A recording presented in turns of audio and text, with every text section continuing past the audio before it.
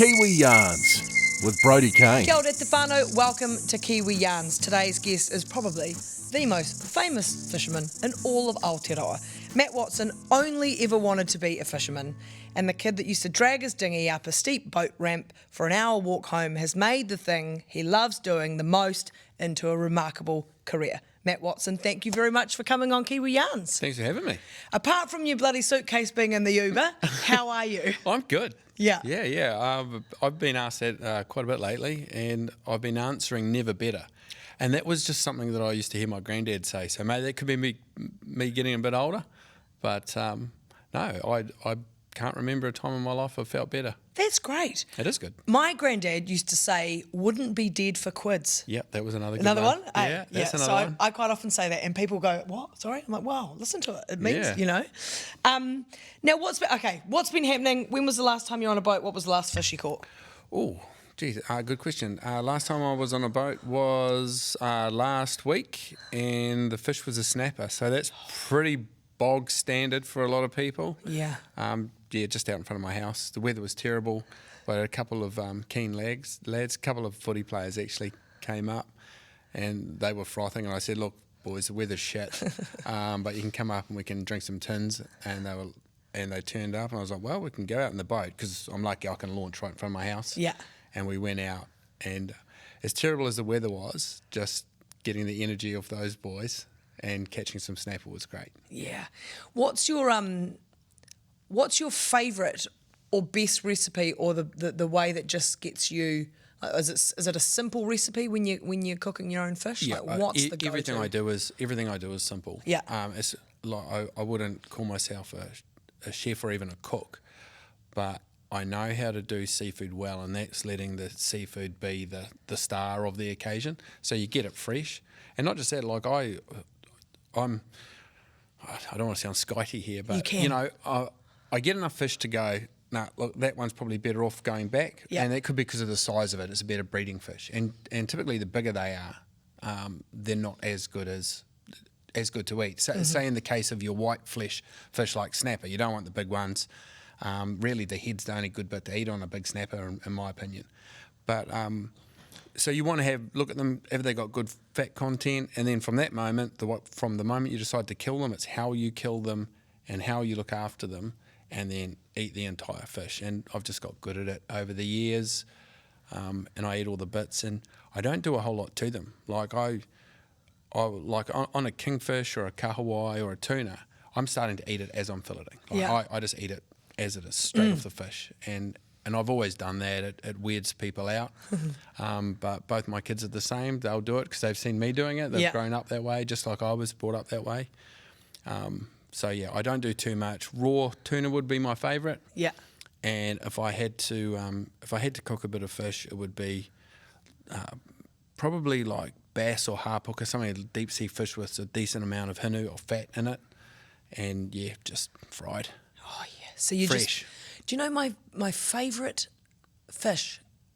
I can't get it anymore because the little night market is closed down. But we used to go to these night markets in Kuta in Bali. Yeah. And they would get the fish from Jimbaran Bay, and so then there'd just be like this bucket of fish, and you'd pick one out, and it was just garlic butter and these little onions. Yeah. Just that.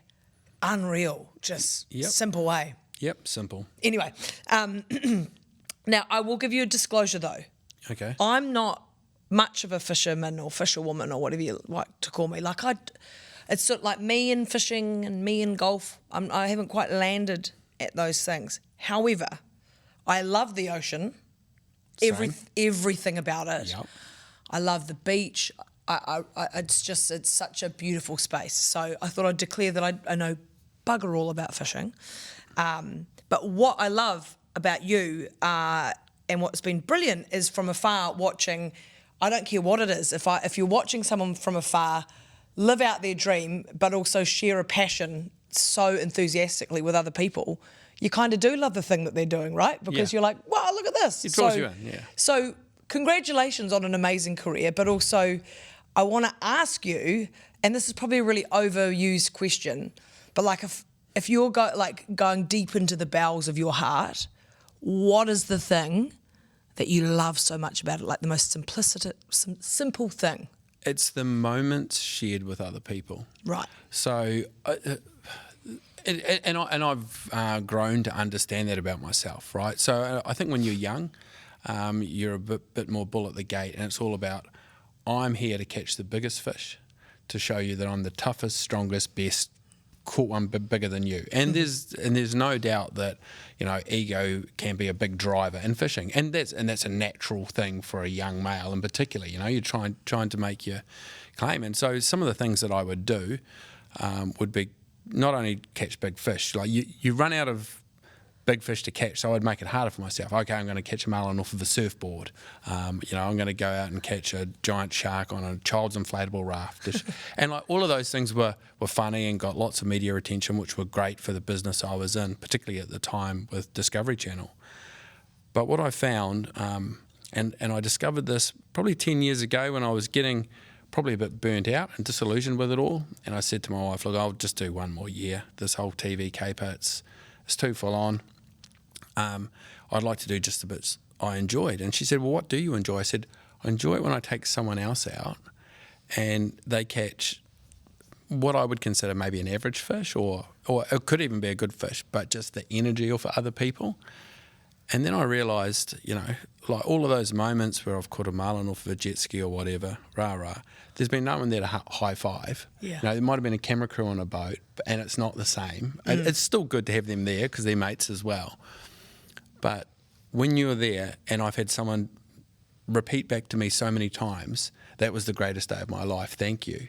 And that's a real honour to be a part of someone having an experience they consider to be one of the greatest days of their lives. So, yeah, so to answer your question, if I'm digging right in there, it is the moments I've shared with other people, and if not for that act of fishing, like going into something challenging, and they've gone through all of these things that I've been through, like anxiety, exhaustion, you know, the big adrenaline dump, the endorphins that come after it when you've secured this fish which is going to feed a village.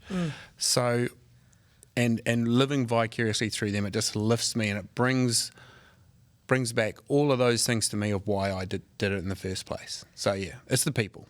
And I think what I love hearing about that, and it's, you know, I'm not really into fishing, but I can already completely relate to that part of it. Yeah. So I know that I can relate to that with running with people, you know, or seeing someone that has told me I don't like running, and then they start running, and then they like running. You know, like it's that whole thing of it being, it's actually not necessarily the activity, it's that camaraderie, right?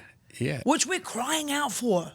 We are, yeah. Well, I mean, the way that communication's done, I look at my kids, it's separating people, communication, whereas, you know, I don't think there's probably anything more pure as, I mean, because we're a social animal, right? Is going out to gather food together. It's what we've done for eons. And so we're genetically predisposed to get on with each other, because if you're in a moment back in the day where you had to catch that deer or that big fish or something so your village could survive, if the guys weren't getting on and working closely together and sharing that experience, they wouldn't get the food, and we all die because there's no food. So there's actually like an innate predisposition for us to be more close and share more together when we're out in pursuit of food. And then when we do get it, your body actually releases endorphins to say, you've done well, I want you to do that again. Go out and do it tomorrow. Because if it felt bad, you went, oh no, the poor fish, oh my God, what am I going to do? That poor thing's died. I mean, I'm not saying I don't respect the fish, I absolutely do. But they're our food, and that's why it feels so good, and the whole camaraderie piece that goes with it. I mean, and also you're out in the fresh air and in nature, and, you know, we always joke about like go out there and touch the grass type thing, but the side of it for your heart and your head is sort of, you can't put a value on that, eh? No, you can't, and I think that's overlooked, and the effect that has on us as a society and us as a nation. So, you know, I've been really fortunate to travel around the place with my work, and I'm always fascinated to know, like most New Zealanders are, what people from outside New Zealand think about New Zealand. I think it's a big hang up with Kiwis, you know, like, oh, we're down here, do you think we're cool? Yeah. And you hear, I mean, if you were to look at New Zealand's marketing playbook, it's like we've got these beautiful mountains and ski fields and nice wine and some amazing fashion designers. Well, guess what? So does every other country in the world. You know, Europe's got pretty good wine and mountains and all those things. The biggest asset we've got is our people. Yeah. And when I ask people, like, what do you like about New Zealand? Oh, the people are amazing. And then when I have a chance to drill into that, they say, you guys have got just this really cool disposition about you. And we went to this place and we ended up meeting with this family and they were going to get some mussels, I think you call them, off the rocks. And we came with them and we ate them straight away. And their minds were blown. And I've done a bit of thinking about it. And I think that the very fact that we can go to the source of our food still to this day, you know, you and I could walk out of here and within a very short drive, we could get enough food and we could have a meal together. And I think that affects your disposition. So it is the fresh air piece and we're working together, but we've gone to the source of our food. And I think not every Kiwi does that. A lot of us live in urban areas, but you're getting given some home kill beef, or someone's been hunting and you got some wild boar or some venison, and you understand where your food comes from. And I think that affects our disposition. And somehow that gets recognised from people that don't do that and understand it. And they go, there's this thing, you guys are just earthy and you're in touch, and it was just normal to go into the sea and pull some things off the rocks and eat them, and you didn't even go to the store. So I think that's, if we lose that, we kind of lose our identity and we just become a little bit more close to every other Western culture. Yeah, that's such a wonderful point, because like you're making me think about all these beautiful memories, like going down to Aotearoa Beach with Grandma and sitting there trying to get pippies. Yeah. And there's this photo of me sitting in the pippy bucket at the end of the day, sucking the salty water. Yeah. You know, like that's so entrenched in our psyche. Yeah, it is. It is. And like you say that the pippies, they're great to eat, but it's an adjunct to doing something as a family and with your mates. And that's what fishing is to me. It's an adjunct to an adventure. Mate rings up and says, oh, the weather forecast is looking good, let's go and catch some snapper. A great white shark could come along, a giant black marlin could come along. And it's, to me, it's one of the last true adventures. You can go bungee jumping, sure, that's exciting, but it's controlled, and you're going to be going in the same, you know, when you go out on the ocean, and let's not forget it does come with some dangers, so you should, you know, be careful. Yeah, take some responsibility. Yeah. But you actually don't know what's going to happen. Yeah. Particularly when you go out in the salt water, anything can come along. So in modern society, there's not many things you can do if you're living in an urban area, like hook your boat on, go down, put it in the water and go out into the sea and catch some food. And yeah, you might get the 5 snapper you're after, but you might get a big kingfish, or, you know, you might see a shark. You might see the most beautiful sunrise with orca. You know, all of these things can happen if you're out experiencing things that you're not going to get if you go to the mall. Are you someone that has always been this way, or have learnt to lean into it? Are you someone that enjoys, like, I mean, we're adults and we like comforts and we like to enjoy life and whatnot. Yeah. But are you someone that thrives or enjoys sitting outside your comfort zone, and have you always been that way? Yes. Yeah. Yeah. I have always been that way. In fact, I kind of didn't really understand what a comfort zone was. I've always been the sort of person that says, I have an idea, I want to do that, and yes, I'm aware there's things that are going to make that difficult, but I can only see the ways that it can, and that's got me in trouble a bit. But I wouldn't be sitting here today if I'd really weighed up all of the things that could have gone wrong and taken them really seriously, if you know what I mean. And yeah, there's been, gosh, I couldn't tell you how many times I've sat there and gone, shit, what have I done? You know, it's like I'm way out of my depth here. But yeah. I mean, if we go back to the little mate dragging the dinghy up the ramp in Weymouth, like, it was a big part of your family from day dot. Yeah. Are they vivid childhood memories, like that dinghy? Yeah, absolutely. So the earliest memory in my life that I can remember, I was not quite 4 years old, and my mum and dad had this little dinghy, didn't have much money, and went out from Weymouth, where I grew up, and I'd been given a sprat rod for Christmas, and I can't remember getting it, but Mum tells me I slept with it on my bed. It was like my favourite possession, and I'd already caught a few fish off the wharf, some sprats, and I don't remember that. But what I remember is being on the dinghy and hooking this fish, and I felt it was going to get torn out of my hands. And they say that your earliest memory is often something traumatic, and it was for me, because I was shit scared. I was like, here's this favourite thing of mine. I've got this giant monster on the end of it's going to rip it out of my hands. I don't think I can do it. Mum and Dad said I was welling up and starting to cry. And I just remember Dad saying, I wanted to give Dad the rod because, you know, he's going to be able to pull this giant fish in. And Dad said, no, you can do it. And I started whining, and then I turned around to make sure they were looking after me, and Mum and Dad were pissing themselves laughing. And I could not believe that they didn't see the gravity of this life and death battle that I was in. And I vividly remember Dad getting the net underneath the fish, and I wanted more than anything in the world for that fish to be inside the boat to complete the catch. And I remember looking at it, the yahooing, and I also remember that night Dad just giving me a tap on the shoulder and saying, oh, our dinner is the fish you caught, and just feeling my chest puff out, you know, like I've caught the fish today that we're eating.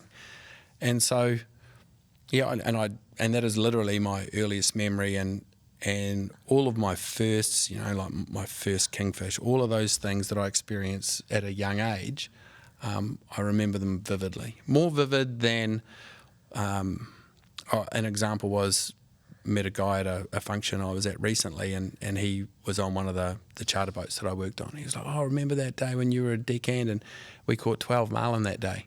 I couldn't remember the day.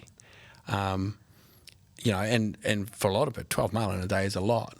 But I remember that first snapper and that, you know, so they're just etched in my brain. Do you think, like, I don't know if this is a dumb question or not, but what are some ways people can be good? Like, is it something that you can't just say, hey, I'm going to buy a fishing rod? Like, do you think to be a good fisherman, there has to be something a bit more in the heart and in the soul? Oh, it definitely helps. Yeah. Yeah, I think with anything, there's a saying, it goes something like, you're the best at the things you love the most. Yeah.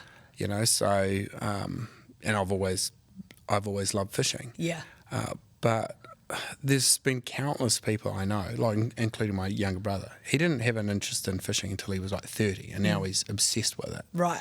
Okay, and it's to a point where he's messaging me all the time, hey, this lure or that lure. I'm just like, it's on our free app. Just go and watch the video, you know, like.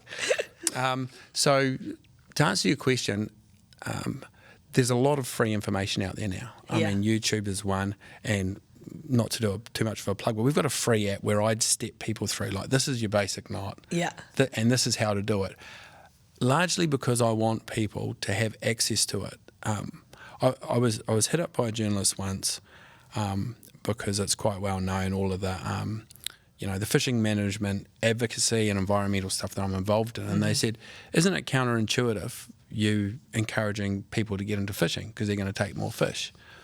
And to that I say, well, only 4% of the fish that come out of New Zealand waters are caught by recreational anglers. The other 96% are taken commercially. Okay, and if someone goes out and catches their own fish, they're not buying it from the shop. Yeah. Okay, and there's a number of benefits from that. First off, when you catch it with hook and line, the fish you kill is the only fish that gets killed. If it gets caught in a bottom trawler, there's a whole lot more getting killed, dumped overboard, seafloors getting destroyed. So there's that point. But the main thing there is, all of a sudden you've given people a reason to go to the ocean, go, wow, this place is amazing, I want to look after it.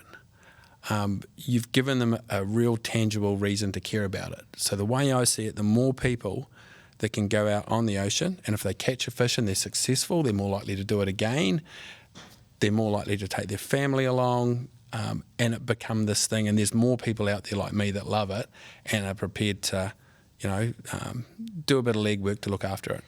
Let's go there then now, your advocacy work, which is really important to you.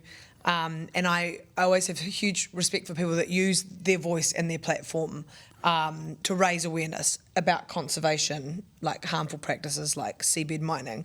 Can I ask you the overall the overall state of commercial fishing in our waters. Let's just start with ours. Like, are we?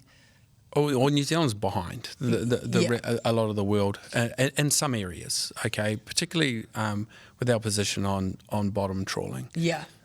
That's shameful, right? It is. You're harvesting fish in a way that's actually destroying their habitat at the same time. It would be like a farmer, and I don't like the reference that with commercial fishing, how it's like farming. We're farming the sea. Well, no, because farmers put into their land. They fertilise it. They plant trees. They look up. So they're putting in to get protein out. Commercial fishing doesn't seed fish. It doesn't grow fish. It just takes. Yeah. And which is fine. And I'm not anti-commercial fishing, and I think it's important that I state that. I've still got an uncle that's a commercial fisherman. I come from a long line of commercial fishers, and the men and women that actually work out on the water care about it for the most part, just like me, and that's why they do that job. Mm-hmm. It's the system that's in place and the big corporate quota holders that at the end of the day they are trying to take as much of it as they can for as cheap as they can. Yeah. And if it costs more to get rid of bottom trawlers, and it's easier to spend a bit of money on some politicians and some donations, they're going to do that rather than reform their practices and their fleets to bring them in line with the rest of the world. So our whole clean green New Zealand and the commercial fishing space, we are way out of step. We're selling fish to countries that banned bottom trawling a long time ago, and now you've got foreign supermarkets going, we're going to have to look at whether we take fish from New Zealand anymore because of what they're doing to the environment down there. Oh. I know, and it's and so your reaction there, that that's yuck. I know. So when I have this chat, and it usually comes up quite often at a restaurant, and it'll be a group of friends or friends of friends, people that and the waiter's coming around, and what do you want? And someone orders, and everyone says to me, "Oh, Matt, you'll be ordering the fish." I was like, the last thing I do is buy fish, I'm going for the bloody duck, mate. Yeah, exactly. And three people will at the table might order fish, and I'll go, "Did you guys ask how that fish is caught?" "Oh no, but I love snapper." Well, unless it says on the menu that it's line caught, it's probably been caught in a bottom trawler. Do you think bottom trawling is okay? No, it's abhorrent. Well, why are you supporting them? Why are you supporting that industry? So that's the first thing I would say to people. Unless the place you're buying it from can show you that it's line caught, and there's dozens of, well, more than dozens, there's loads of long lining boats, men and women that work really hard to catch really high quality fish to supply the local market in New Zealand. But a lot of fish buyers will go, I just want the cheapest stuff that's been bulk hauled up in a net. Yeah. So, I think I couldn't imagine there would be anyone literally outside of the commercial fishing industry that use bottom trawlers that think, oh, bottom trawling's cool. Well, don't buy their product.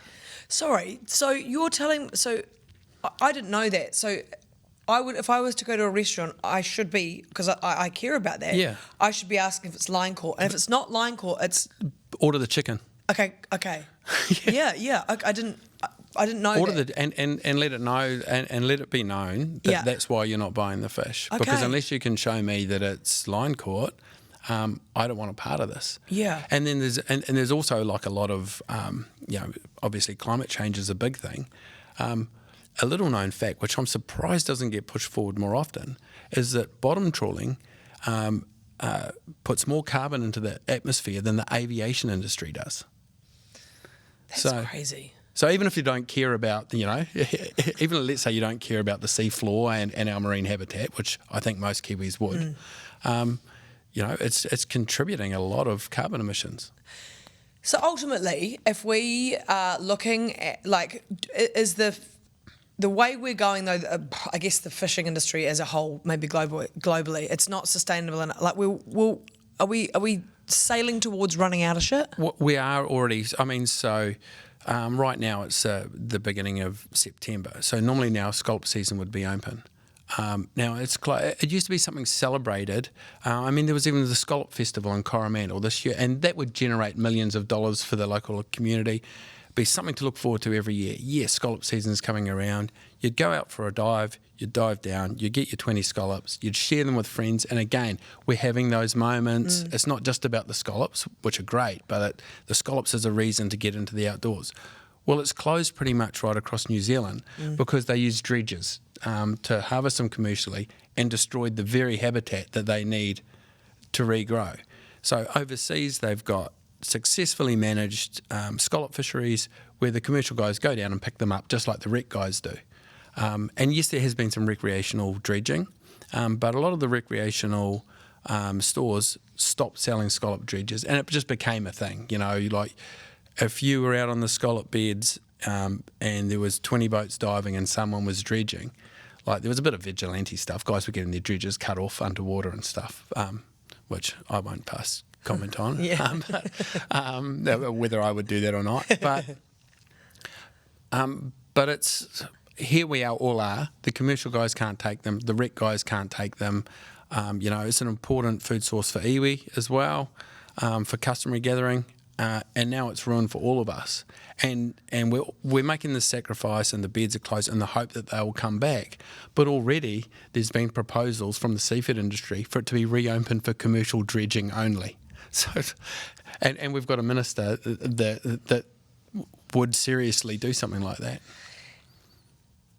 We give farmers so much shit. Like farmers cop it all the time. They do. But and it's not that I'm not aware of these issues, because I have been really disheartened by the minister and anyway that's but what if you were the master of the ocean? What would you like? We just need way more regulation, right? Is the seafood lobby just super powerful? They are powerful. They've got a lot of money, and I think the system has been designed to give them a proxy ownership of it. So, and I don't want to get too deep into it because it can be heavy shit. But basically, at the genesis of the quota system was like, okay, here's your share of the fishery. And I think it's really important to point out they didn't buy it. So quota wasn't bought in the beginning, it was given. Okay, and now they trade it amongst themselves. So that's where if a fisherman wants it now, he has to buy it off another fisherman. He has to pay for it. But it was gifted by the people of New Zealand, got it put into private hands. And in a very sad way, the ones that caught the most were given the most quota. So there were companies down at the top of the South Island there that weren't even into, say when snapper was going to come on quota. They had no snapper catch history, but they got a tip off, it's going to come into quota. And so we needed catch history. They were going out pair bottom trawling all of the snapper up. They had no market for it, and they were driving it straight to the tip. They were weighing it in trucks to prove how many tonnes they caught, and there's actually in the New Zealand Alexander Turnbull Library, there's photos of piles of snapper and stories in the newspapers of the stench going through Nelson at the time because of all the rotting, beautiful fish, and they were rewarded with millions of dollars worth of quota. And they were given so much because their catch history was so over-exaggerated for the effort they put in that too much quota was given, and then we had to buy it back off them. The people, and it would have actually bankrupt New Zealand at the time. So then they negotiated a right that whenever a fishery grows, they get more quota. Like it's that sort of madness, and people don't understand. They think, oh, well, the fishermen paid for the quota. Well, not originally. No, it was given to them. And you own those fish. I own those fish. The people of New Zealand own those fish. So I think we've got a pretty good case to be pretty annoyed with how it's being managed on our behalf. I'm furious. I'm super furious. Like, this is disgraceful. Yeah, it is. So it needs a complete overhaul. It needs a complete... It does. Is that possible? You're just going to create some enemies? It is possible. No, I mean, it's not about enemies. And yes, some people have been upset with my stance, and I'll repeat. I've never met a commercial fisher. Oh, no, I have a couple actually. but I've met wreck fishers I don't get along with either. Yeah. But like they're decent people that care about it, and they've got bills to pay. My issue is with the big companies, the corporates, and the system, the government, the Minister of Fisheries in particular, who is basically pandering to his political donors at the moment. Yeah. I know they got heavy. Thank you. No, I think it because as I said to you at the start, I love the ocean. I like to think that I'm respectful of it, and I don't like the direction and climate change and the damage that we humans are doing in every orifice of the bloody place, you know. But I have an awareness enough that I'm not a big fan of that system. But the things that you've just said I guess I don't think about it often enough to be like, but now I'm going to do that thing. I'm going to every time I ask, because I love seafood, but I don't think I ask enough if it's been sustainably caught, you know?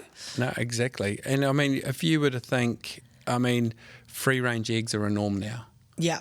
Yeah. Like, whereas once upon a time, you would think that someone had to be a hippie to go and seek out free range eggs. Now it's the norm. Free range pork, you know, and it's because we've been educated. It's been put in front of us. So, well, thanks if this gets the word out a little bit more, because and yes, it's important to me, and I try and get it out there. But the difficult thing I've got to balance is that fishing, like for fishers, people who love fishing like me, it is their escape. They don't want to be thinking about the doom and gloom and all the things. People work bloody hard, 5 or 6 days a week. They finally get a day off. It's good weather. They want to go fishing. They want to be heading out and thinking, what am I going to catch? You know, what are we going to be able to eat for dinner tonight, boys? Having a few beers. They don't want to be thinking, oh, geez, we need to be writing letters to the minister. And so they don't.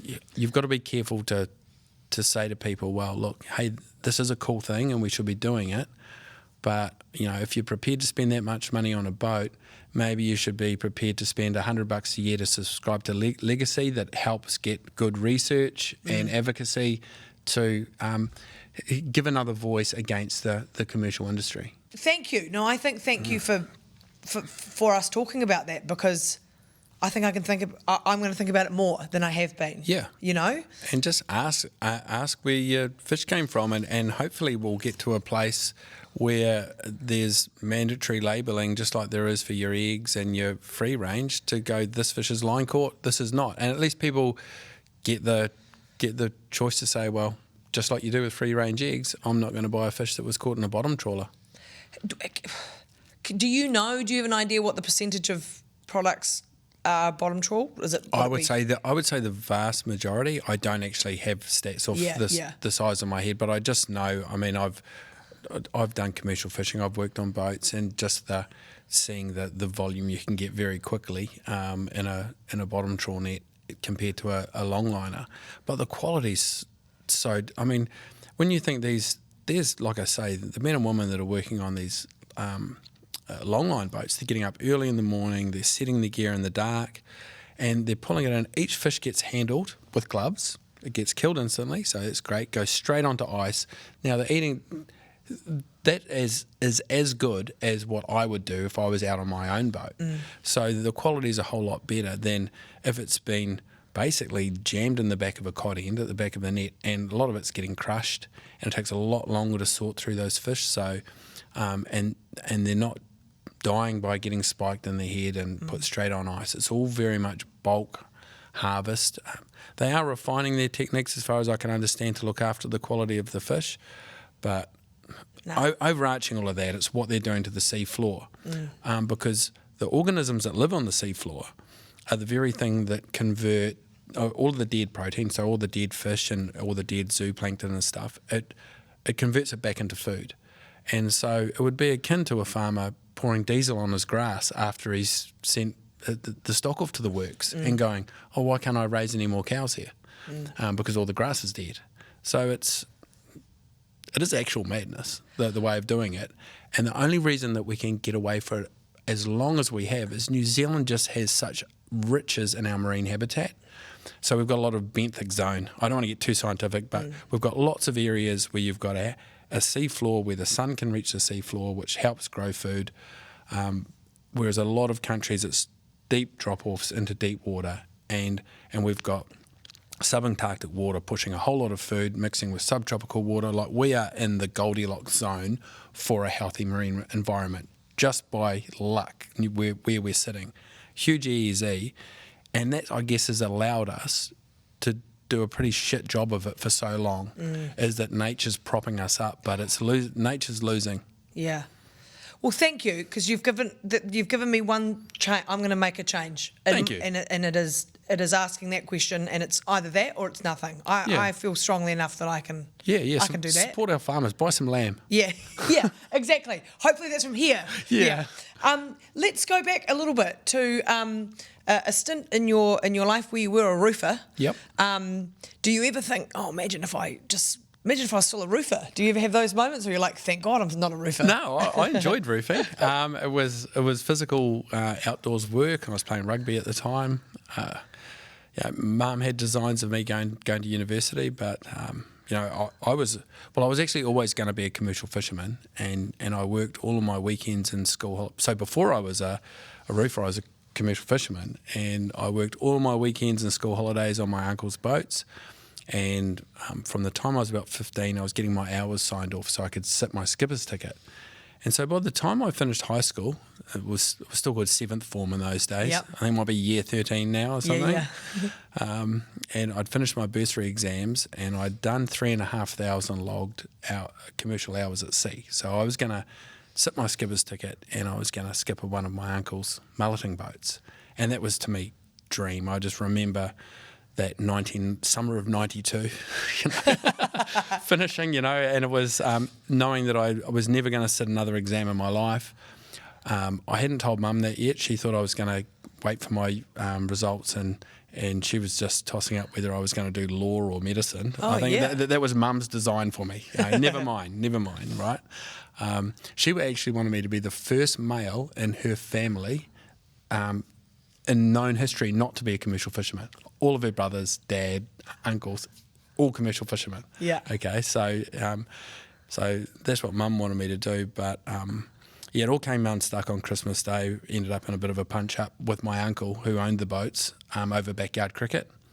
Competitive family. Tell me you're at a New Zealand Christmas without telling me. Yeah, okay, yeah, that's right, yeah. I bowled him a beamer. It was accidental. I knew he couldn't face a fast Yorker, and I just tried to rip it in as hard as I could. Bowled him a beamer. Next thing I know, I'm getting hit with a cricket bat, and she's all in family brawl. But anyway, that's how I became a roofer, because one of my other uncles, or my auntie's boyfriend, was a roofer, and he said, there goes your fishing job, mate. Do you want to come work for me? And I honestly said, yep, I'm keen, and I didn't even know what he did. Yeah. But I knew he wasn't a university lecturer, so... You were going to study law. Yeah, and so I turned up a couple of weeks later, and he was a roofer, and I enjoyed it, and I became qualified roofer, and now my son's a qualified roofer. Oh, there you go. That's classic. But you had an epiphany, a painful epiphany, right? When I was roofing. Yeah. When you were roofing, yeah. Which you went, hey, there's pain down here, but there's a sign that I need to go back to where I belong. So we can go there. We can go there and tell the story. Yeah. That's funny side note. I actually told this story in my first ever interview. Yeah. Did you know my first ever interview was with David Letterman? I'd never been on breakfast TV. I'd never done I lie. I did the 1ZB fish chat thing at about 6:30 in the morning, where I got to do the fishing report for the Bay of Islands, and that was my one media bit of experience. Yeah. And I ended up telling, which is perhaps how you know about it. I've told it a few times though. But yeah, I was roofing. I was working 7 days a week, literally, because my goal was to be the hardest working roof tiler in Auckland, so I could save up and buy enough money to buy a boat. And at that stage, when I started that out, it was going to be commercial fishing, but I'd since discovered more recreational fishing. I had this dream I was going to buy a game fishing boat, and I was going to take people out in the Bay of Islands to catch marlin. And that's what got me working hard. And I'd been working, I think, like 50-odd days straight without a day off, and it was a beautiful summer's morning. It was a Sunday morning, and not a cloud in the sky. I pull up to site to put a roof on a house, and as I pull up, my mate Greg rings me and says, "Oh, we're going across the Manukau Harbour Bar. It's never ever been so calm. It's flat, and there's already guys on the radio hooking up to Marlin." And I'm thinking, "You bastard!" So, of course, I didn't need to listen to that when I've got a 10-hour day in front of me. No. So anyway, hung up on him, jumped up on the roof, and I was actually thinking, I wonder how they're getting on. I wonder if they've had any hookups yet. I wonder if there's any tuna around. And so I was actually daydreaming about being out there. But I should have actually been concentrating on where I was stepping, because I stepped off the edge of the roof because I was walking backwards, setting it out.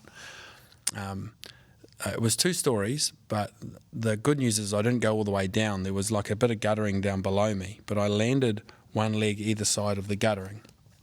And you don't actually need to be a guy to get this, but guys will understand more. The back edge of the guttering is undressed, so it was sharp metal, and boom, landed on it. I saw a lot of blood squirting out on the roof. Thought, okay, I'm bleeding from down there somewhere. And I used to run the rugby shorts because I thought I was a bit of a sporty fella. So I kind of just slipped my hand in up the short leg, and hand comes out covered in blood. I'm like, okay, so I'm going to need to do some first aid here.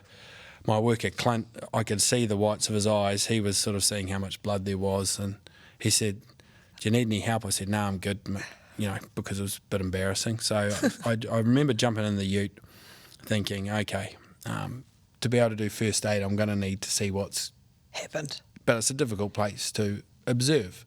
So I remember taking my drawers off, knowing that the plumber was going to be on site soon, and I was thinking, he's going to just think, what the hell, what's Matt doing in this truck with no pants on? So I love that that's what's going through your head. Yeah. Not like, holy Yeah, shit, I'm I bleeding a can't lot, be embarrassed by what I've, Yeah, I don't know. I just remember thinking that, oh shit, the plumber's on site soon. But so anyway, I chucked my feet up on the dashboard and I just adjusted the rear view mirror to try and get a mirror angle. Yeah. And as soon as the mirror got the right spot, I was like, oh shit, that's bad. And so I straight into the glove box, first aid kit come out. The first bandage was kind of rolled up and I just used that to kind of plug the hole. Yeah. The second bandage, I bandaged it up and it was still bleeding. So I grabbed a roll of insulation tape and I was sort of halfway through a roll of tape, taping my kumaras back on, and my phone rings and it's my mate, Greg. Gigi rings me and I can just remember him shouting and screaming something. I'm like, what's going on? Calm down. And he's like, mate, we've got a triple hookup of tuna and Charlie's just landed his one. And I could hear this tuna thumping on the deck and the boys were hysterical, right? These are 3 of my mates. And it's like 8:30 in the morning and I could hear beer bottles clinging together and I could hear the reels of the other fish hooked up singing. And that's the epiphany you talk of. I thought, shit, it's a beautiful Sunday. My mates are out drinking beers at 8:30 in the morning, catching big tuna, and I'm at work bleeding out from the balls. And I'm just like, I've never had a more literal, someone's sending me a very strong message that maybe this isn't the career path I need to stick on, because I was still years away of working that hard before I could come close to being able to afford to buy a boat. So in between leaving the building site to go to the medical centre, get stitched up, coming back to the building site to pick up all the gear, pick up Clint, drop him at home, drive back to my place. In that drive, I remapped out what my career was going to look like, and it was like, well, I'm not going to carry on roofing. I'll get my brother, who was working for me, to run the business. While I go to maritime school, I'll get my skipper's qualification. I don't need to buy a boat. I can move to the Bay of Islands now and work on someone else's boat. But I've already promised, because I was playing rugby, to go and play for a club over in England. And so I can go over there, catch up with some of my rugby mates, do my OE, get that out of my system. I'll be back by next game fishing season. I'll put the house on the market while I'm gone. That'll be sold. And then I can spend the rest of my life driving someone else's game fishing boat up in the Bay of Islands. So get home, walk in the house. My girlfriend's like, holy shit, there's blood all over you. What happened? I said, never mind that. And I literally told her my plan, selling the house is going on the market tomorrow, blah, blah, blah, blah, blah, blah. And she was like, slow down. Like, I don't even know if I can get time off work to go to Europe. I'm like, oh, no, you're not coming. Oh. I know. See, I didn't think about that. Yeah. If I'd driven around the block one more time. But anyway, it all worked out all right because, me and the girlfriend ended up, I did exactly what I said and went overseas and came back and we got married and I went to the Bay of Islands and worked as a crewman. I didn't have to buy a boat. It was already there, and I couldn't believe I didn't think of it sooner. I've just got just one question because this is a great the aftermath of the story is good. How's the recovery when one splits open their nuts on a roof? Is it stitches? It was just stitches. Yeah, it was just. I don't know what the correct medical term, just saccage, was. So it bleeds a lot and looks really bad. And I post that moment I fathered 2 children, so everything's in order. And I mean, let's face it, it's not a pretty part of the anatomy to start with. So what's an extra bit of scarring? Like. Yeah. Yeah. Great. Yeah. Great chat, Brody. Sorry, this is like it's fascinating. Yeah. But as you said, like what a yarn. That's like, they don't get much better than that. But the other part of a cool story is of where you sort of embarked on this pretty impressive television journey was like having a bloody, what are they called? Camcorder, the old Handycam. And did you win a I didn't know this. You'd won a competition on Sports Cafe. On Sports Cafe, yeah. So Urban Legend would have it that this video that me and my mates sent into Sports Cafe was what kick-started my career. And no, it wasn't. No. That's a yarn. We won the competition. Yeah. And our prize was a trip to Bluff to go fishing with Mark Ellis, and which for us was just like he was like cult hero. Yeah. Macca. Back in the day, and I've since been lucky to get to know him because we're both ambassadors for Toyota. But that was really cool. But no, there wasn't television networks ringing me going, "Wow, your shitty handycam video of you and your mates being idiots on a boat." But what it did, the way that it did help me end up where I am now is that was the first time I'd gone out and filmed some stuff, and then went through the process of using video to tell a story. Because fishermen love telling yarns, right? And I was writing for fishing magazines, and I would have mates go, "Oh wow, you got the cover story, and that was amazing. Your expose about going to the Wanganellas and catching 40 marlin in 3 days and all of that kind of stuff." But that's only talking to fishermen. And the second thing after the Sports Cafe, well, yes, I enjoyed that process. So I started just filming more stuff, just taking a camera and filming some stuff. And, my wife, also my best mate at this stage, kind of always has been since we met, she has got zero interest in fishing. And when I say zero, I mean none. So the only time, for the first 15 years we were together, she never once asked me, "What did you catch?" When I got back from fishing, it would usually be, "Why are you home so late?" Or if I'd been away filming overseas, the questions would be, "What were the good movies on the plane? Did you get a upgrade? And what did you get from duty free?" No interest, none whatsoever. The only time she started caring about what we caught is when I started taking my son fishing when he was young, because of course, But so back before kids came along, I would show my wife, proud as punch, "Look at that, I've got the cover article in New Zealand Fishing News." I'd say, "Look, take your fare. I made you a cup of tea, just have a read." And I was in some way hoping to get the same sort of reaction as my mates that love fishing, going, "What a great article, beautifully written, great photos." And I would peer around the corner. She's already pushed it to the side, and she's reading Women's Day. Zero interest.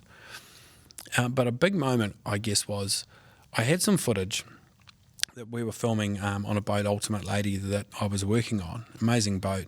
And, I was crewing. Kids had come along at this stage, but I'd be away at sea for like up to 10 days at a time. So it was, a lot of work for my wife, living away from family in Northland, looking after the kids.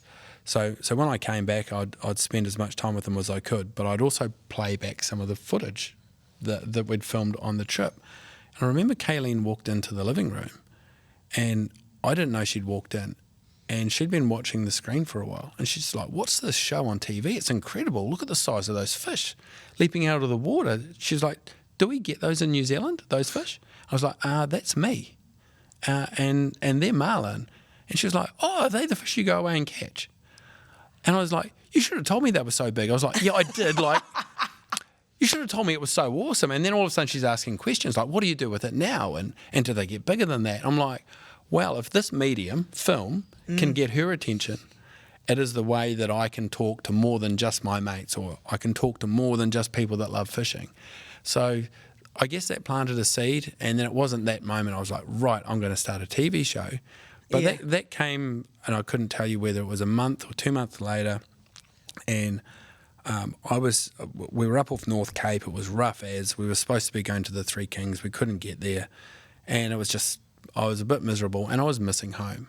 So I always used to just have these incredible butterflies every time we threw the ropes off to go on another trip. And I was thinking about, what are we going to catch? This big adventure we're going on this amazing boat. But I found myself getting that excitement when the boat was turning for home, and I was going to get to see my kids, and I was going to be able to do some work on my property because I'm away at sea all the time. And so I was sitting there thinking, what can I do where I knew I had to be a fisherman, like I had to stay fishing.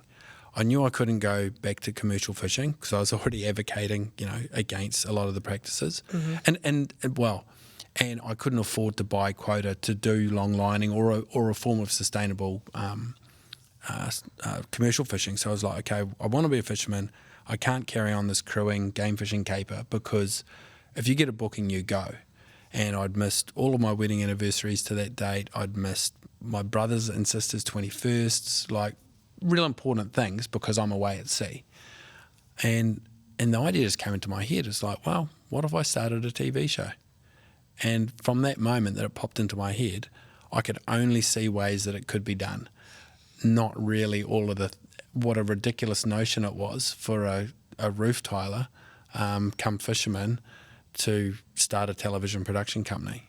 But that's what I did. I went to the bank with a business plan, which was, I'm going to film fishing like it's never been filmed before because I'm a fisherman, and I've got all these new ideas, and it's going to be so good that I'm going to attract sponsors and they'll support it, and that's how I'm going to make money.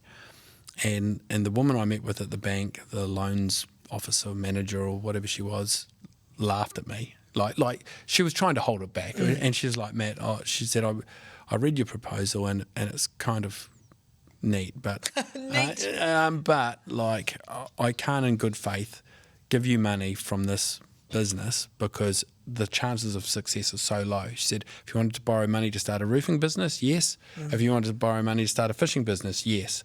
To start a television production company in Kerikeri, or Taco Bay, which is on the outskirts. Oh, I love that place. You know Taco Bay? I've been there. Oh, beautiful, eh? That's the one that you got to pay $5 to get across. Yes. True, because you go through Māori land to get down there. Beautiful. Yeah. So that was, I lived just up the road from there. Oh, yeah. Could go pig hunting straight out the back, and paradise. So we were living out there, and I'm like, well, I'll just build a studio out off the back of my Skyline garage, which is what I actually did. And when I say built, I mean hand dug the footings. Didn't have enough money to buy pre-cut, so just pack of 4x2, and I literally built our studio from bits of 4x2 and concrete, and got some mates to come over and help. But she says, well, that's the bad news, is that we can't give you a business loan. The good news is you've got enough equity in your house, and we can just refinance your house. So I just said, right, where do I sign? I said, look, 80 grand should get me a few cameras and bits and pieces. That was the easy bit, signing up for the money. The hard bit was come home and telling my wife that we've got, at that stage we had a baby girl and another one on the way, and I've said, look, I'm throwing in my job, our single income, and we've got more debt now, but I'm going to create this business, and it's going to be really awesome. And the way that she actually, and I've heard her repeat it to friends, and she said there was the exact same look in his eye when he came in from roofing, covered in blood, saying that we're going to move to the Bay of Islands and that's what's going to happen. So she said there was no point getting upset about it because, well, I'd already signed. Yeah. Anyway, the money was going to happen. But, and when I look in a bit more of a lucid state now, because I was hyped up at the time, this is what I'm going to do, I look back and think what a massive thing that was for her to go, wow.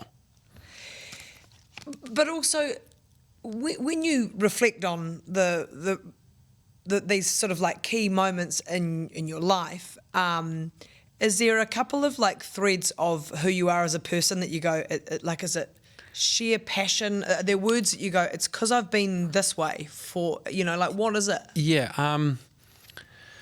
I mean, there's buzzwords like determined, and I would say that yes, I am determined. My wife describes me as determined, relentless. Yeah. But for me, it's just like that's what I want to do. I'm just going to figure out a way to get there. And I mentioned it earlier. Like, I can see more reasons how it can happen, and I just think that's normal thinking because that's the way that I'm wired, right? But there's other people and people that I'm related closely to, and it frustrates me when they say they want to do something and then they talk about all the reasons why it's hard. Yeah. And I'm saying to my kids, well, that's what you want to do. Like, shit, look at your old man. I had all these obstacles, but it's different wiring. And I guess that would be my biggest blessing and at times a curse, that I just go and do it, give it a crack. Talk to me about that bit that you mentioned earlier, where you did reach a point. So, like, the television career and like the ITM fishing show and subsequent shows has been not only a success here, but everyone knows, like, it's a household television show. It's as famous as Fair Go. Yeah.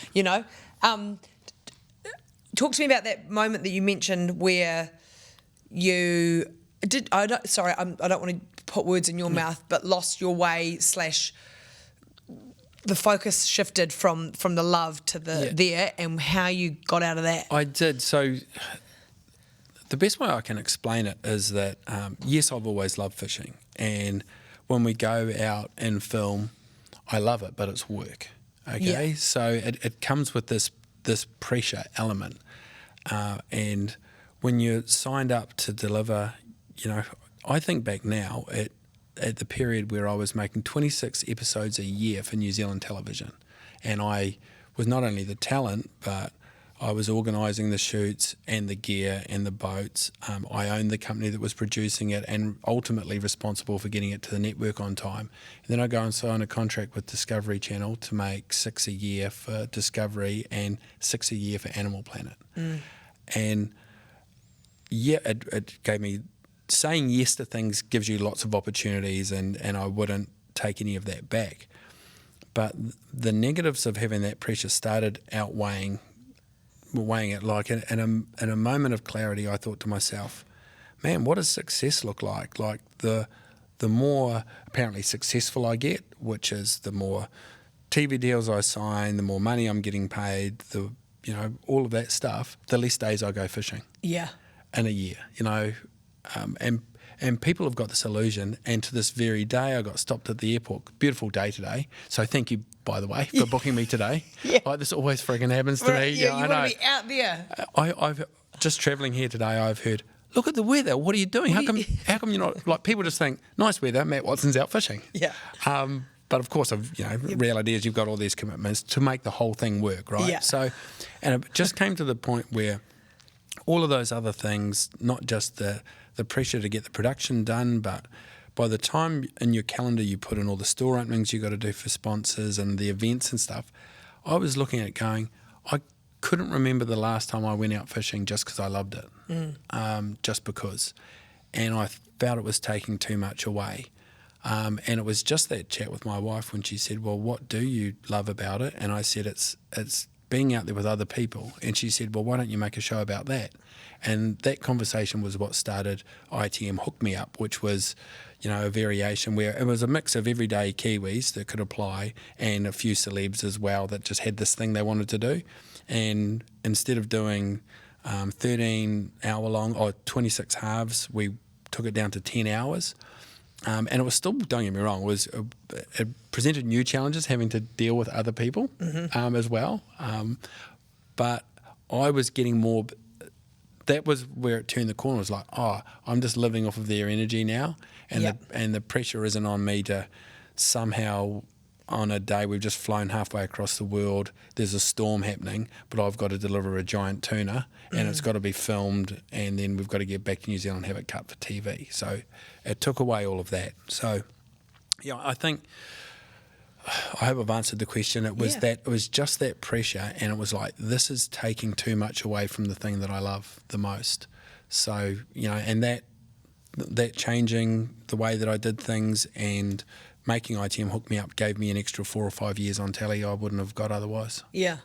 And so when you think about, I mean, this is a real cliche word as well, but like, and I kind of, depends what mood I'm in, what I think about the word balance, because sometimes I'm like, oh, it's a bit naff, but it's never linear figuring out like what is, where you want to sit with things. And I don't know whether you think, I had someone ask me, like a person I look up to, ask me about, like, it was probably a couple of months ago, and I can't stop thinking about it. So he said to me, what are all of the things that you're doing? I'm doing this, I'm doing this, I'm doing this, I'm doing this, I'm doing this. I'm working away on this, I kind of want to do this. And he's like, okay, cool, all good, great. How long do you want to be doing all of those things? Like, how long have you got hustling? And I was like, oh, I haven't really given that much thought. And then he's like, well, maybe you should, because I dare say you don't want to be burning the candle with all of those things. Like, you might love it now, but what do you think about in 5 years, 10 years time? And I was like, shit, that's like, I love it now, but I go through little cycles of burnout, and you go, mate, but it's finding the thing. I don't know, like, so you find you go back to the thing that you're the most passionate about, and then try and make that the thing that's going to work, right? That's sort of where I'm sitting with that. And you will find, I guess, is there a question, or is that a statement? No. I guess my question to that is then, you still do end up with success because it always comes back round to the thing you love and evolving what it might look like in the next part of your life. Exactly. Yeah. So I don't value, I don't look at success so much these days in what my career has done or how much money I'm making. Let's be real, money affords you choices in life, and it helps you support people that you care about. So money's important in that respect. Balance, I don't think I've got it yet. And I wish, I'm 50 now, and you would have thought I would be able to impart some sage advice to self-employed people or motivated, passionate people. Not really. I wouldn't say to people, look, be careful saying yes, or you could end up burnt out like I was after Series 15, which was, I don't know, around 2016, 17. Because I did get burned out, yes, but I found something and said yes to a few more things, and I carried on. So I don't know what the answer is. I don't know what balance is. I don't, looking back, I don't know whether I got it wrong with the amount of time I put into my career, which has given our family the opportunities that it's got now, or the perhaps the time that I missed with my kids and my wife. I don't know whether that was right or wrong, but I made the best. Every day that I got up, I just made the best decision I could at the time. So there's no point relitigating it all.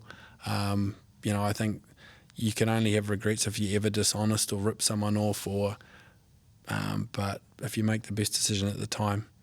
So yeah, I've got no advice. I'm pretty shit like that. I'm just winging it. I'm not a life coach. I've never had a life coach. Maybe I should have one. But I think, what did you learn from after burnout? Like, what did you learn when you knew? Like, did you know that you were burnt out at the time? No, because you're always just trying to fix something. So, what I learned is that when you're busy and in the middle of something that you feel is very important, it is important at the time.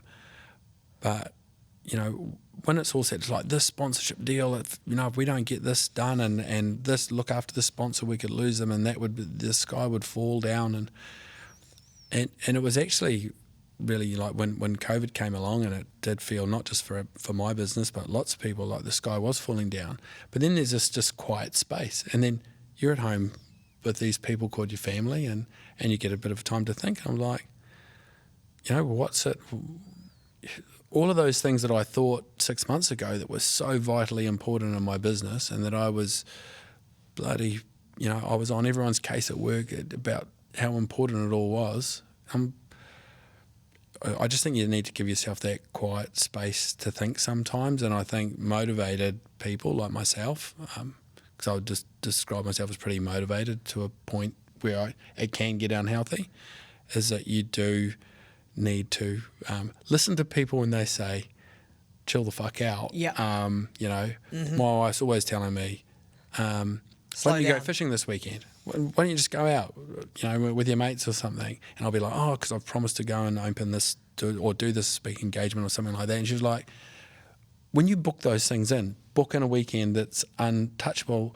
But I've got this thing where I don't want to let people down. Yeah. And I think that would be my biggest curse, is each person that asks me to do something, be it a sponsor or a charity or even an individual, and there's some people doing it really tough, can you help out a bit?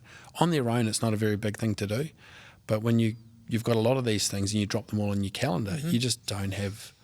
And in doing those things, you actually, you'd probably know it fills your cup as well. But, it just got to the point I wasn't out doing the thing that is in my DNA to do, which is go fishing, not take it that seriously. Didn't really matter if we didn't catch anything or not, and have a beer at the end of it all. Yeah. But I'm pleased to report I'm turning that corner. Oh, good. Yeah, I'm doing. Yeah. I've probably in the last 12 months, I've probably done more just days out fishing with mates or family, or than probably in the previous 7 or 8 years combined.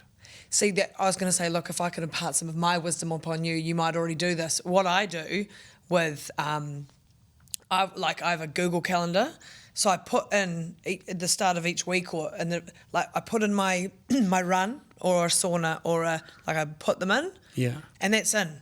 And once it's in, nothing will outbook it. So maybe you could do that where you have you book in your day and it's in a calendar and it's a non-negotiable. Yeah, well, you know what? I just did that for the first time about a few days ago. So this Monday coming, because I'm down, I've got work commitments across this weekend, and they're fun work commitments, don't get me wrong, but still it's not my choice, and I've got to turn You're up, on. show it. Yeah, I'm on, I'm in front of people. So I literally, and funny, admitting to doing I typed it in and I just called it Matt's Mental Health Day, and we've got a shared calendar at work, and I thought, oh no, that sounds a bit wanky, I don't want to share that with the rest of the team. They might think, that I'm a sook or something. So I just Matt's working from home, I'll Zoom in for the morning meeting. So I've it's not a full day off, but our Monday meeting I'm going to do from Zoom, and then I'm going to do some landscaping. Yeah. And as I say that aloud, it makes me feel happy that I've made that commitment. I'm not going into the office. Everyone else in there, we've got production on, can deal with that. And I'm going to build a wall of made out of sleepers out in my yard, and probably have a beer at the end of it. Such an active relaxer though, eh? I am. Oh no, I literally can't. Yeah. I literally can't sit down and read a book. I've tried. Yeah. I'd love to be able to. I'm just reading words on a page while my mind's going, oh, you could build this in the shed. You could build a different underwater housing. It's I'm somewhere else. Yeah. So if I'm actually doing that thing, I'm all right. And relaxing for me is doing the thing, but no one else is asking me to do something at the same time. And that for me is relaxing. Well, keep up that calendar thing. Maybe the next time, just sit with it being Matt's Mental Health Day. Yeah. And colour code it differently. Yeah. Because I've got all my colour code, blue and purple is work, yellow's other shit, red's fun, you know? Oh, so red's your fun colour. Red's red's exercise. It's boom. Okay. Yeah. Yeah. So red's my shit, this shit's got to be done colour. Oh, is it? Yeah, I mean, it probably should be, shouldn't it? But I think it's just because it's bright, so I'm there it is. Hey, are you the worst person to go fishing with though? If you're your mates, are people like people trying to follow you out on the boats and stuff like that? Oh yeah, I get a bit of that. Like that can be frustrating, and back when we had a batch at a little place, Aotearoa Beach up in Northland, and it would be like might be 4 or 5 days where my son, particularly when he was really young, 6, 7 years old, all he wanted to do was go fishing with Dad, and so we'd get up, we'd go down to the boat ramp, and I've got a sign-written vehicle. And there would be 50 kids, and my poor son would drop lip. I just want to go fishing with my dad, and he'd be like, "How come you're talking to all those other kids?" I'm like, "I can't tell them to bugger off, like." Yeah. And then same when we got back, so that was tough. And funnily enough, like he's 20 now. We actually haven't had that chat, but about how shit that must have been for him, because I'd spent so much time away. Finally, it's summer holiday, we're going to the beach with Dad. We're going to go fishing every day, and I guess because I'm recognisable, particularly my boats, sign-written boats, it did take that away. So yes, there was that. But to answer your question about am I bad to go fishing with, you probably need to ask my mates. But just on the weekend just gone, I was saying before, the weather was terrible. Had a couple of keen guys, actually top footy players, and when they were on the boat, they were like filming on their phones, this is like life goal, fishing with you and all this sort of carry. I'm like, okay, just cast your line. He went to cast and he had his bail arm closed, so he completely cooked it. Yeah. And he goes, I've never done that, but I was so nervous casting in front of you. And I'm like, why? Yeah. And then his mate turned around and said, it's like teeing off in front of Tiger Woods. And I was like, oh, that's a kind thing to say, but like, it's, to me, I was just stoked to have a couple of keen lads with some good energy on the boat, which actually made the day for me.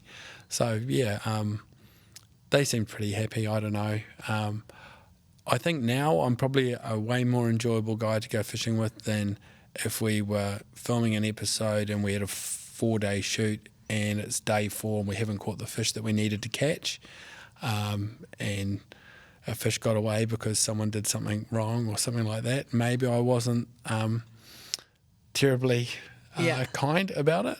But to be honest, I've never been a screamer or a yeller or someone that would put someone down. Yeah. I think I would let them know that I was a bit upset about it. But I've never been a name caller, anything like that. No. So the key is just the people, couple of cold ones, maybe like a bloody swordfish mojo. Swordfish mojo. I was going to get that in great there. segue. Nice segue. But we'll go there. But like a couple of cold ones. Music? You got beats on the boat? 100%. Yeah, 100%. Yeah. It's all part of it. All of these things make it not work. Yeah. You've even got me wanting to go. Yeah. You've even got me wanting to come up. But it's innately within everybody. You know? That process of going out, and it might not be a comfort zone for you being out on the water, but I've seen people saying, no, I can't do this, like literally, women in particular, like, no, I can't do this, it's not for me. And then they've got a fish on the line, a marlin for instance, and they get this surge of adrenaline. They look at me and they're like, what do I have to do? I'm like, do this. And just on that, new anglers, particularly women, are great listeners. Right. Okay, funny that. No. They are, because I think because they're out of their comfort zone and they're like, right, and you can see it in their eyes and in their body language, like, okay, I am going to do this. Tell me what to do. And I'll be, okay, get your shoulders square, lean back, don't use your arms to pull on the rod, which is the biggest mistake. Yeah. You use your legs, and they're within minutes, their technique is perfect. Mm-hmm. A guy that's been fishing for 15 or 20 years and he's caught a 2,000 snapper and he hooks his first marlin, he's going to try and pull it in like he pulls a snapper in. So he's going to use his arms and his big muscles, and all of a sudden he's twisting his back and he's hunched over and he's just trying to muscle it. I'm like, mate, you're going to get a sore back. You don't actually use your arms to pull the rod, which sounds counterintuitive, but and they think they're listening, but they're not, because they're going by their muscle memory of the last fish they caught. Whereas it's actually, we had a woman end up on a boat, a girlfriend of one of the crew when I was charter fishing, and she'd never caught a fish in her life, like a fish.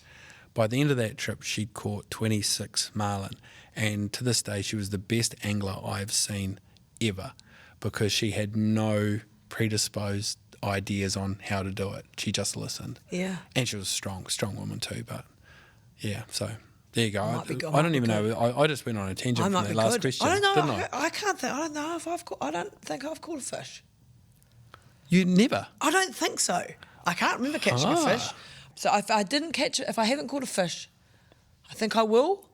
And Well, you have to now. yeah, You have to now. We've spoken about it. I've got a thing where if I say something aloud that I'm going to do something, you then have to back it up. no, I'm a bit the same because I'm Yeah. competitive and I'm like, I've got strong legs so I can stand there. Yeah. And I'm already going to do the question at the restaurants and whatnot now. So maybe this summer I have to catch a fish. Yeah, you don't even have to wait till summer. Okay. Just next opportunity, say yes or go and look for it, because there could be that incredible fisherwoman lying dormant inside you. Yeah. So yeah, it comes with a caveat. Like there is the saying that give a man a fish, feed him for a day. Teach a man to fish, feed him for a lifetime. Well, it actually should be teach a man to fish, and he's probably going to spend all his money on a boat, neglect his family, and drink lots more beer than he otherwise would have. Yes, very much Yeah, so just be very go into it eyes open that it can be very addictive once you catch that first one. Yeah, okay, I'll bear that in mind. A person that has been a beautiful thread through this kōrero is your wife, Kayleen. Yep. Talk to me about how monumentally important she has been in your life. Yeah, well, I know that now. I thought I knew it when I was young, but I just think, well, me in particular, but I think probably most guys are a bit dumb when they're young. I certainly was, and you talk about growing up, and you kind of felt like, we got married at 25, I think, which, we were like the first out of our mates. It's pretty early. Even back then, most people are getting hitched in their 30s now. But I thought I was grown up at 25. I wasn't, because I didn't really appreciate, particularly once kids came along, what a big sacrifice that is with career and all that other sort of stuff. So now I definitely recognise it, and we don't share a whole lot of common interests. I think, I look back at it, and while particularly when money was tight, when I started this business and we didn't have a lot at all, like we were literally seeing whether we could afford nappies that week. So in that respect, I'd say children created some of having stresses. Like we didn't really fight up until we had kids, and then we started having fights. And I think there was probably more money was tight, stressful situation. But I think our kids have become our common interest. Like Kayleen's not interested in fishing. I'm not interested in shopping. Right. So there was never this thing that we went and did together that we were both equally vested in and enjoyed. It would be like, she'd be like, oh, okay, I'll come and watch a rugby game with you if you want, but now you owe me and we've got to go to the, it was like this trade-off thing. But yeah, she's like, and it does sound cliche, I think the rock is the word that's used. I kind of say foundation. Like, it's easy to be brave and go and do things like, people say, that was mad. Where did you get the balls to go and do that or start that venture? It's really easy when you know that the big thing in your life is taken care of and you can trust that it's going to be there. Yeah. Yeah, that's pretty cool, eh? Yeah. Back to the beer. Yeah. Swordfish Mojo. Yeah. Is what's it's not made of fish, surely not. No, Yeah, no. yeah, But it's I started it because, well, firstly I like beer. Yep. And I think beer and fishing just go hand in hand. But I just saw an opportunity. The whole beer world a few years ago was going down this big craft beer route, and I've had a couple of good craft beers. Don't get me wrong, but for every one good one, there's a dozen that just, oh my god, like I'm not a craft beer fan. Yeah, and and yet your mainstream beers, once upon a time, Lion Red was like a hero brand for working class men, and there was Spates, the Southern Man campaign, and all these big companies stopped investing in their drinkers and creating a brand that was for them. So I thought, well, fishermen like beer. I'm a fisherman. I'll create this beer, and what I'll do to make it different is that I'll put salt water in it. Oh, so it's got salt water in it? Yeah, and I personally gather, so in every batch, I personally gather salt water. Now, it's not just any old salt water. I get it at the peak bite time. So something magical happens, and you can talk to any fisher in the ocean, bite time, everything comes to life. Like the ocean gets this new energy. Even the birds get up, start working, bait fish come to the surface, everything starts feeding.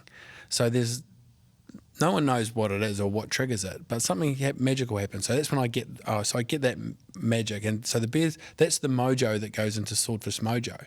So it's only a little bit of salt water. But what it does, it's obviously a talking point. There's not such a volume of salt water in there that you're picking seaweed out, right? It's just a touch. It's not a gargle. No, it's not. So a bit of salt water from the bite time goes into every batch. And what I can then say to people is, look, hey, you better look after the ocean because the ocean's going in your beer. Yeah. And actually, when you drink the beer, it looks after the ocean because we give a kickback to Legacy that's trying to restore abundance to the sea. Yeah. So it's just a full circle. It's this whole story thing, and it's like it's a point of difference, but it's also a very good beer. Yeah. Like it's brewed by award-winning brewers, and I paned over the recipe, so we claim it to be the most tasty low-carb lager around, and unlike what all the big boys are doing, we're giving back to looking after the thing we care about, which is the sea. Yeah. Yeah. I love it. Thanks, yeah. I'm going to give you your Kiwi Yarns quick fire questions. Okay. What kai is on the menu for your final feed? Boil up. Boil up? Yeah, boil up. Watercress. Yeah. Beautiful. If I gave you a magic wand to change one thing in Aotearoa, what would it be? Fisheries management. Yeah, I thank you for teaching us all so much today. That's just, I'm with you. Your favourite Kiwi artist or song? Troy Kingy. Troy Kingy. Yeah. He's the man, eh? He is. He's a dude, man. Yeah. Where would you love to go in Aotearoa that you haven't been? Catlins. Same. Oh, really? Yeah, I'd love to go there and watch the big wave surfers. Yeah. Yeah. I would just rack my brain, and I think it's the only place in New Zealand I haven't been. Yeah. So I've got to go there. Yeah, mine used to be Stewart Island, and then I've been there twice, and Okay. now I'm going for my third year this year, so I love it down there. Okay, yeah. So note to Catlins, get some Swordfish Mojo and I'm coming. Yeah, shit, yeah, that's great. Now this one, you're stranded on the Auckland Islands. Have you been there, by the way? No, I haven't. Okay. No, I haven't. Well, there's one called Disappointment Island. What are the 5 things you'd take to avoid being stranded and disappointed? Ooh, some fishing gear. Mm-hmm. A decent knife. Yep. A GoPro. Yeah. Because it would kill me to catch an awesome fish, and there was never a record of it. Even if it's like my message in a bottle thing. Yeah. It's like, Yeah. look, we found this corpse in a GoPro. Yeah. Whoa, that guy got some sick fish. And Yeah. So what are we up to? 3. Is there any lemon trees growing there yet? Or I don't think so. It's pretty cold. Okay, and if it's cold, no, a frying pan in that case. Yeah. If I'm not at it, and a guitar. Great. Yeah. Perfect. Yeah, I reckon you'd be sweet down there for a while. Yeah, I'd be good. I always used to watch Survivor. Yeah. And look at all these people complaining about being on a tropical island, having to catch fish to survive. I'd be like, that's like freaking Club Med. Yeah. Simon, how much does there. it cost to go there and stay in a hut where there's no phone and you just go and catch fish and cook on a fire? Yeah, you'd smoke it. Yeah, I'd love it. Thank you so much. What a bloody marvellous chat. I've learnt a lot. You've probably given myself and lots of people something to think about, and I really, really appreciate that. So thank you for coming on Kiwi Yarns. No worries. Thanks for having me. Thank you, everyone, for listening. That was Kiwi Yarns with Matt Watson, and we'll see you back next week.